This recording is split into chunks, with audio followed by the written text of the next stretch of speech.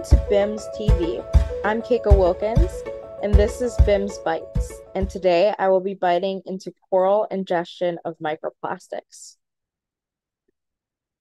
To begin, let's talk about the importance of coral reef ecosystems. Within many island nations, coral reefs have supported the natural and cultural ways of life for thousands of years. Corals provide a net economic value to the world of about $375 billion per year due to their goods and services, such as coastal protection from erosion and storms, recreation, tourism, jobs, food and medicines, and much more. They are also an ecological resource to the many organisms which depend on coral reef ecosystems for habitat and breeding grounds. Additionally, these ecosystems hold a special cultural value to indigenous peoples around the world. But what is a coral anyways? Many people are surprised to learn that corals are animals. Corals are composed of hundreds to thousands of tiny animals called polyps. When looking at the surface of a coral, they might have a fuzzy appearance due to their polyps being open. Corals are also a holobiont, which means that they have a bunch of different friends that are associated with them. These include different kinds of algae, including zooxanthellae, which give coral their many beautiful colors seen on the reef. These animals also have fungi, archaea, bacteria, protists, and viruses that help the animals survive. These important organisms and their ecosystems are increasingly threatened by a variety of global stressors, such as increasing sea temperatures and ocean acidification, as well as local level stressors such as overfishing and runoff. One threat of increasing concern to these ecosystems is plastic pollution, which accounts for 60 to 80% of all marine debris within the ocean. There's hardly a place on Earth where plastics have not been found. We see plastics in the deepest parts of the ocean, the most remote places in the world, and even in the human body. Plastic pollution can pose threats to corals due to the physical, chemical, and biological characteristics of these plastics. The physical characteristics, such as their size, shape, color, and type, can impact the effects they have. For instance, small plastics, such as microplastics, can be eaten by a variety of organisms, and certain colors attract animals to them. Additionally, every plastic product contains a diverse cocktail of chemicals that give each product a desired characteristic, such as durability or resistance to sunlight.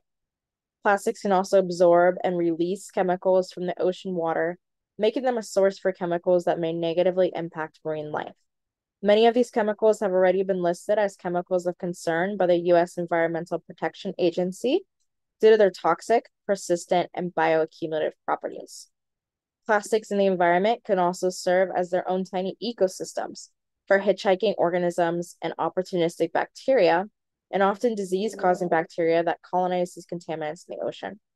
Any of these characteristics can have negative impacts, but in combination, there are added concerns.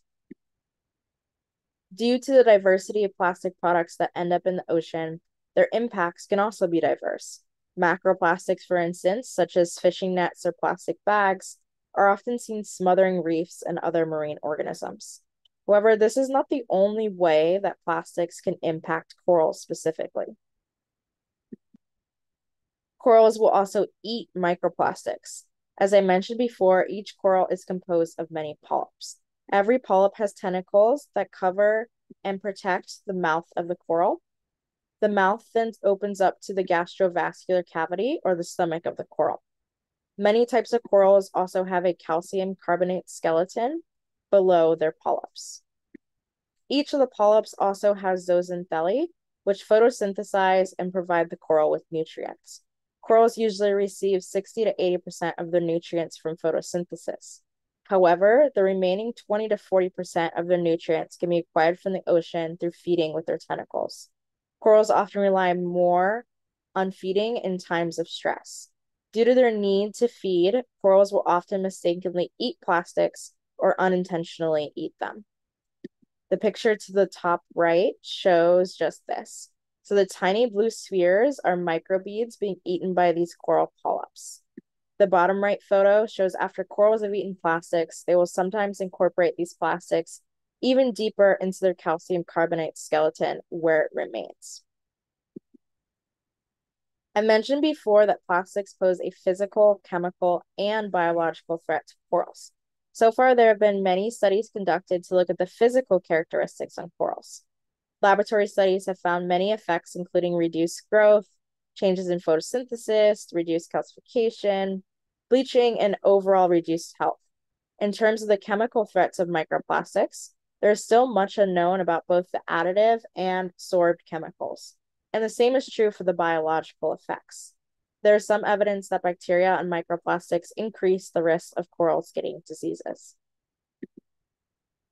Studying the impacts of microplastics on corals is complicated because microplastics are a diverse group of contaminants and corals are a diverse set of organisms. We still have many unknown questions about how microplastics affect the entire coral holobiome. We also don't have a great understanding of what exactly corals are eating in the ocean.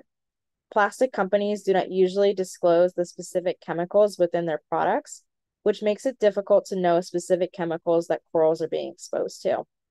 Also, there have been very few studies in the ocean that have actually documented that corals eat plastics, leaving many unanswered questions about specific types of plastics being eaten and their chemical and biological components. This is where my PhD dissertation research comes into play. Through support from both the University of Hawaii at Manoa's Kewalo Marine Laboratory and the National Oceanic and Atmospheric Administration, NOAA's Dr. Nancy Foster Scholarship Program, I will be collecting corals from across the Pacific within national marine sanctuaries to determine the specific physical and chemical characteristics of plastics eaten by corals. This project will determine, 1, if corals prefer a certain plastic over another due to its physical characteristics and how this is influenced by human populations. 2, if specific species of corals retain plastics more than other species. And 3, the chemical characteristics of these ingested plastics and their potential effects.